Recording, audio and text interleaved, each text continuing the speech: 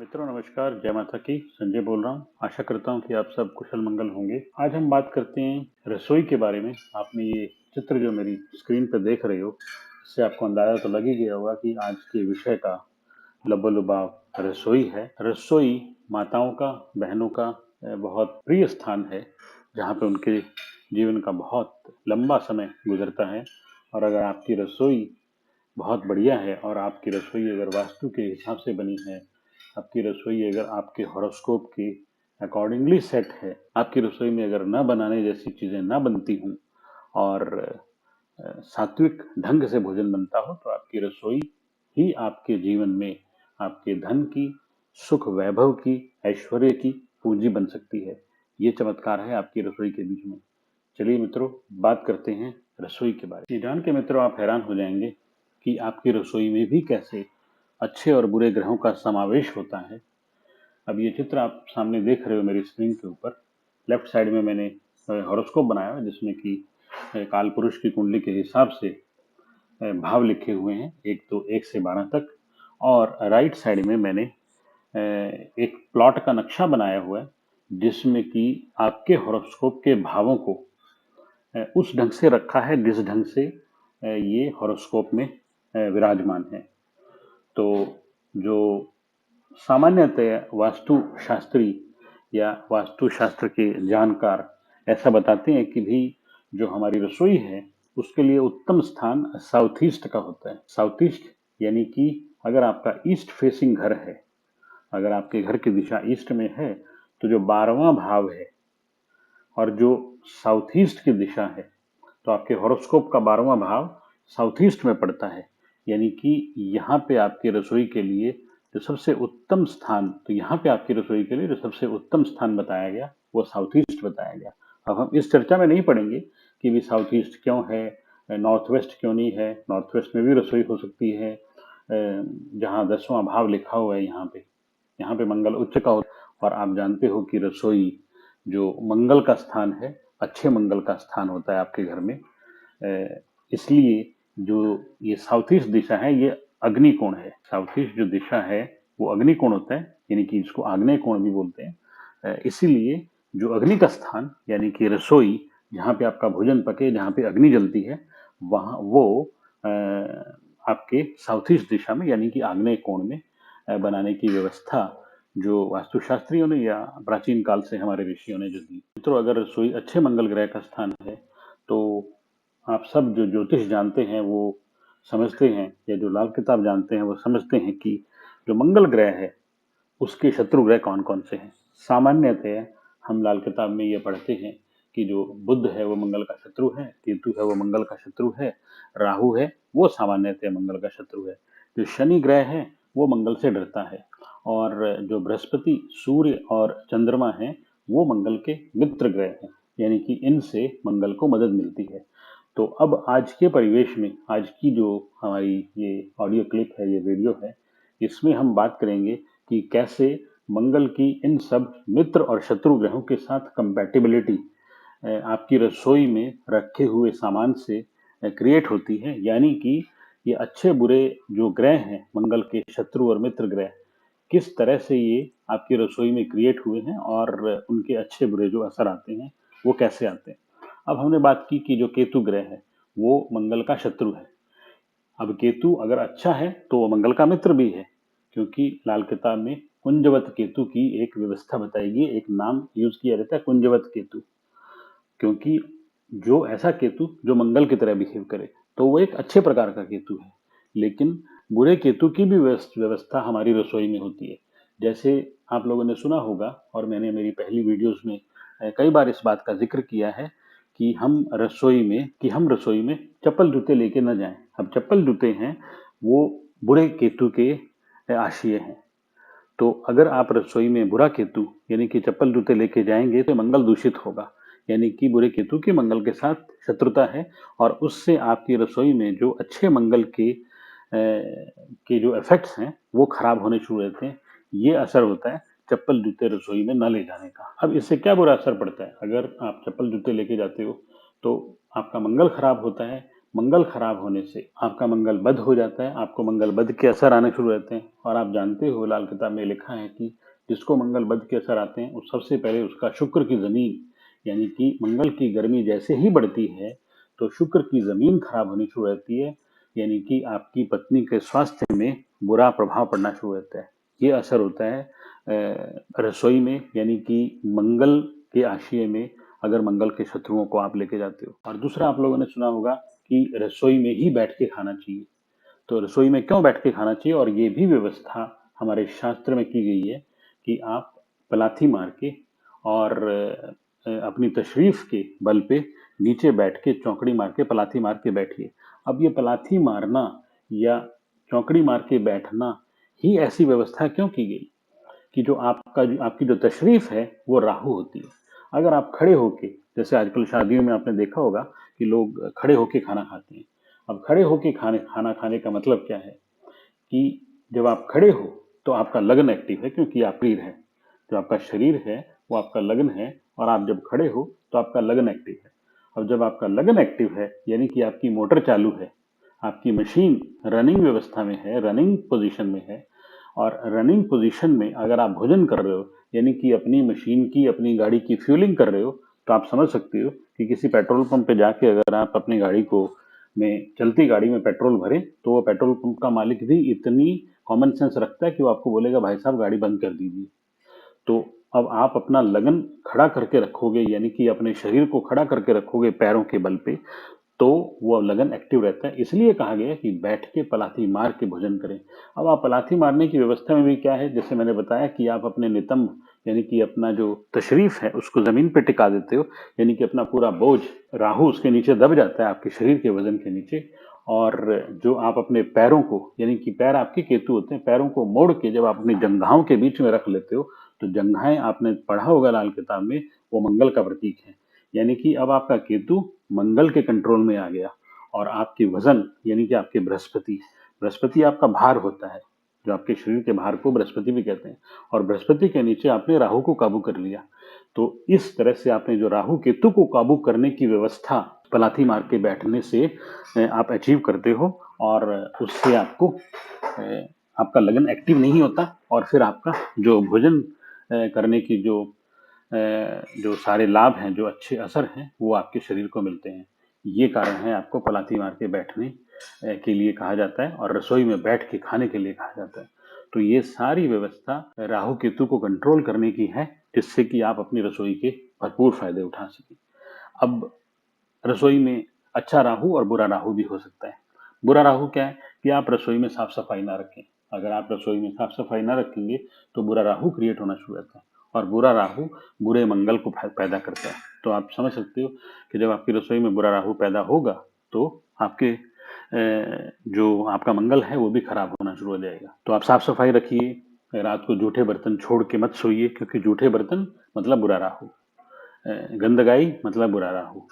तो ये सब अगर आप इस सब का अगर आप ध्यान रखेंगे तो आप पाएंगे कि आपकी रसोई में जो मंगल नेक क्रिएट होगा, मंगल बद क्रिएट नहीं होगा बुरे राहु की वजह से। अब एक और चीज आपने देखी होगी कि आप अपनी रसोई में जो टूटे फूटे पुराने इलेक्ट्रॉनिक सामान मत रखिए, क्योंकि पुराने इलेक्ट्रॉनिक सामान या टूटे फूटे इलेक्ट्रॉनिक सामान वो बुरे राहु के प्रतीक होते हैं।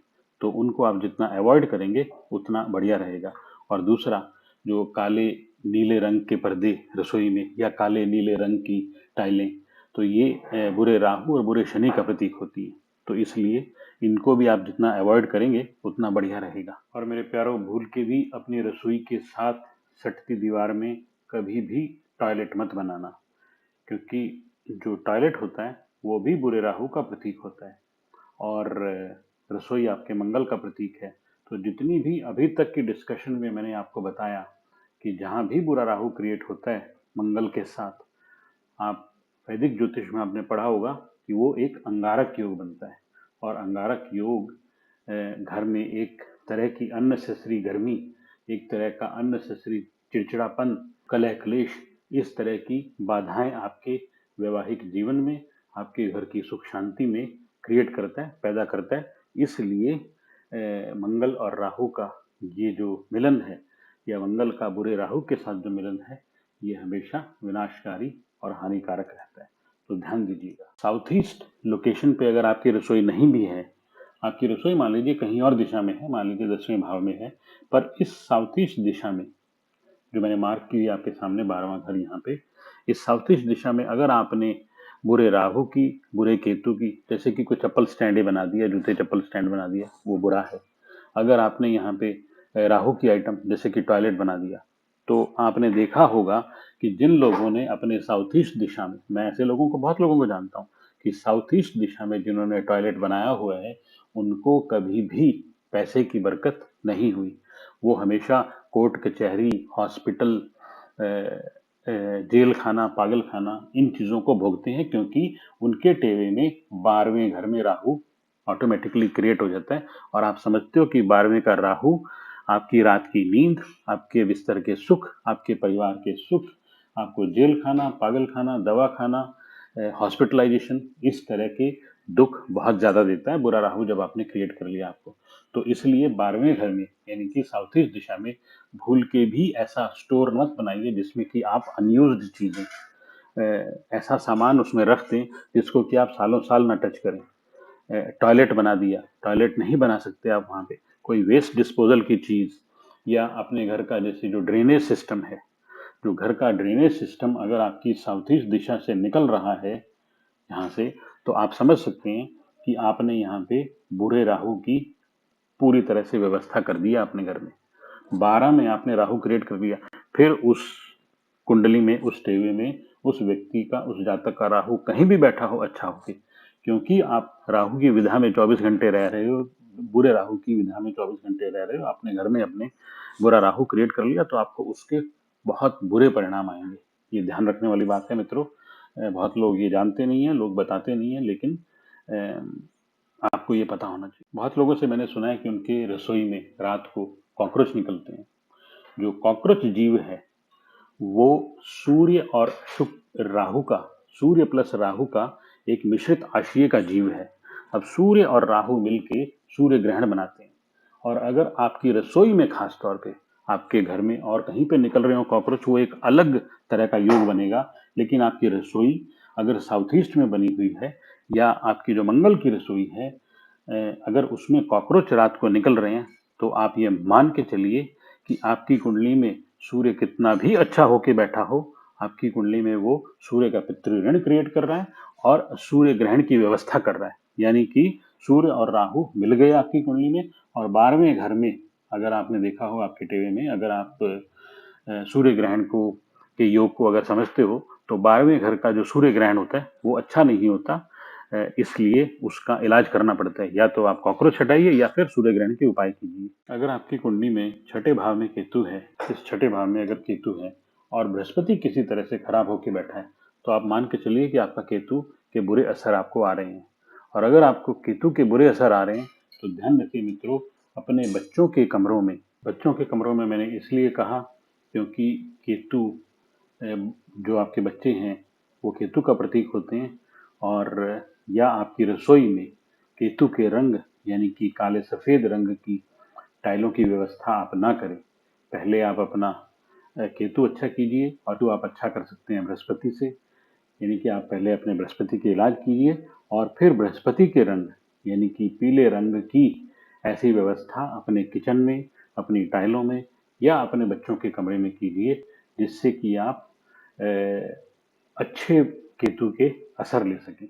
अब बात करते हैं आपके खाने पीने की, कि अगर आप रसोई में बैठ के खाना खा रहे हैं, लेकिन आप न खाने जैसी चीजें, मांस, मदिरा, नॉनवेज आदि खा रहे हैं, और आपका जो सूर्य है, सूर्य 11 में है, या आपका धर्मी टेवा है कि आपका शनि 9 में है, तो आपको उस उस रसोई के में से मंगल बद के असर आएंगे, और बहुत बुरे असर आएंगे। क्योंकि जिन लोगों का टेवा धर्मी हो जाता है या धर्मी टेवा हो जाता है, सूर्य 11 में हो बैठ जाता है, तो ऐसा कहा गया है कि ऐसे लोग परंपराओं में रहेंगे तो फलेंगे फूलेंगे।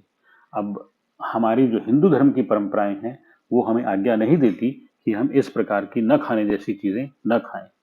अगर आप क्रिश्चियन, ईसाई हैं या किसी और धर्म में हैं, जहाँ पे जो धार्मिक व्यवस्थाएं या जो परंपराएं हैं वो अलग होती हैं, तो लेकिन हमारे लिए ये सब न खाने जैसी चीजें वर्जित हैं। इसलिए अगर आप अपना टेवा जानते हो, आप समझते हो, या आपको मंगल बद के असर आ रहे हैं, मंगल अच्छा टेवे में बैठते हुए भी मंगल बद के असर आ रहे हैं, तो आप मान के चलिए कि आपके खान पान की वजह से है, आपके लाइफस्टाइल डिजीज की वजह से है, जैसे जिससे कि आपको मंगल बद के असर आ रहे हैं। तो आप वो सब चीजें नहीं कीजिए। अब कुछ अच्छी चीजें बात करते हैं। कुछ लोगों का बृहस्पति 9 में होता है, तो लाल किताब में ऐसा लिखा है कि ऐसे लोगों को अपनी रसोई में पीतल के बड़े बड़े बर्तन रखने चाहिए। तो ध्यान रखिए, अगर ऐसा ऐसा है कि आपका बृहस्पति 9 में है और आपके पास पीतल के बर्तनों का अभाव है, तो उस बृहस्पति 9 के अच्छे असर लेने के लिए आप अपनी रसोई में जितने पीतल के बर्तन बढ़ाएंगे, उतना आपके लिए अच्छा होगा। अब कुछ लोगों का सूर्य 7 में होता है, और 7वें भाव में जो सूर्य होता है, 7वें भाव का सूर्य, वो कहा गया है कि वो नीच का सूर्य होता है, डेबिलिटेटेड सन होता है। तो अगर नीच का सूर्य आपका है, तो उन लोगों के लिए ऐसी व्यवस्था बताई गई है कि वो रात को सोते समय अपने रसोई का चूल्हा, यानी कि जो आपका मंगल है, उसको चंद्रमा से शांत करें। इसके लिए जरूरी है कि आपके टेवे में चंद्रमा अच्छा हो। अगर आपका चंद्रमा अच्छा है और सूर्य खराब है, सूर्य 7 में है, और आप उसको दूध से बुझाते हैं, जो चूल्हे को, अपने किचन के चूल्हे को रात को दूध से बुझाते हैं और फिर अपनी रसोई बंद करते हैं, तो ऐसा कहा गया है कि उसको चंद्रमा की सहायता मिलती है, क्योंकि आपका सूर्य खराब है या सूर्य मंदा है। तो ये व्यवस्था लाल में बताई गई है, जिनका कि सूर्य नीच का होता है या सूर्य कमजोर होता है, तो उसको चंद्रमा की हेल्प देके आपके रसोई के चूल्हे को रात को उससे बुझाया जाता है। और ये मैंने मेरी पहले भी एक आध वीडियो में इस बात का जिक्र किया है कि जो महिलाएं सुबह उठ के बिना नहाए धोए रसोई में जाती हैं, तो वो अपना मंगल खराब कर लेती है, यानी कि जो रसोई की पवित्रता है, जो मंगल नेक की पवित्रता है, उसको खराब कर लेती है। जानिए कैसे खराब कर लेती हैं। जो महिलाएं हैं, जो देवियां हैं, उनको आपके घर का शुक्र कहा गया है।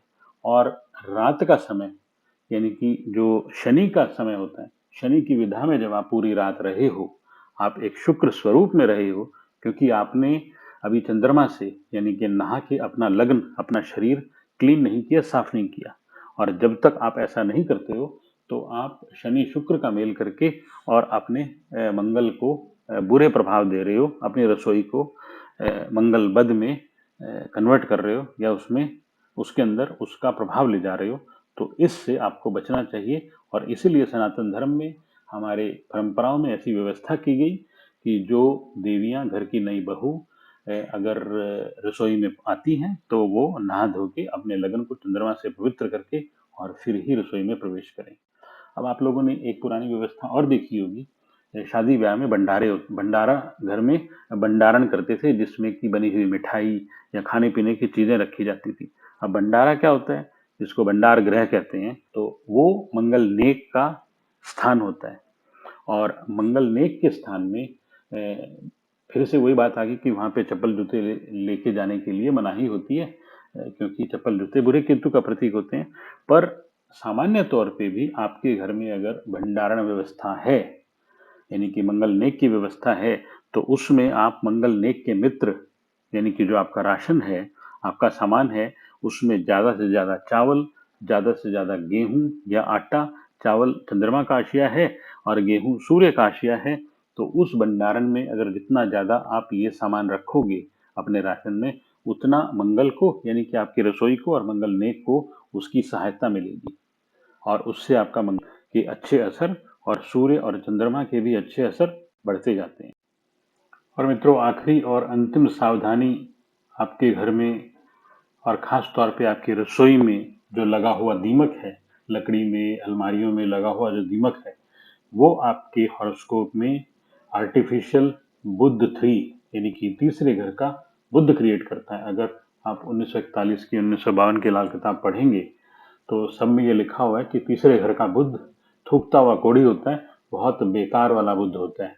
उससे आपकी बहन, बेटी, बुआ को दिक्कत होती है। अगर आपकी रसोई में दीमक लगा हुआ है और बुध 3 खराब हो जाता है, यानी कि तीसरे का बुध आपकी कुंडली में एस्टेब्लिश हो जाता है, तो आपकी कुंडली में चाहे उच्च का बुध छठे घर में बैठा हो, छठी राशि का हो, कन्या राशि का, फिर भी आपको तीसरे भाव के बुरे बुध के बुरे असर आएंगे। तो इससे भी आपको बचने की जरूरत है कि आपकी रसोई में दीमक ना लगे और इस तरह का आर्टिफिशियल बुद्ध क्रिएट होके आपको नकारात्मक असर आपके हॉरोस्कोप में ना आए। तो आज की चर्चा यहीं तक। अगर आप में से किसी का सवाल हो तो आप कमेंट बॉक्स में जरूर लिखिएगा और जरूर बताइएगा कि ये वीडियो आपको कैसी लगी। और रसोई घर के बारे में अगर कोई चीज़ मैं मिस कर गया हूँ तो आप कमेंट बॉक्स में लिखेंगे तो मुझे पता रहेगा और फिर इसके बारे में और संशोधन किया जा सकता है। तो जय माता दी, नमस्कार सभी को। आप स्वस्थ रहें, खुश रहें, आबाद रहें। फिर मिलेंगे।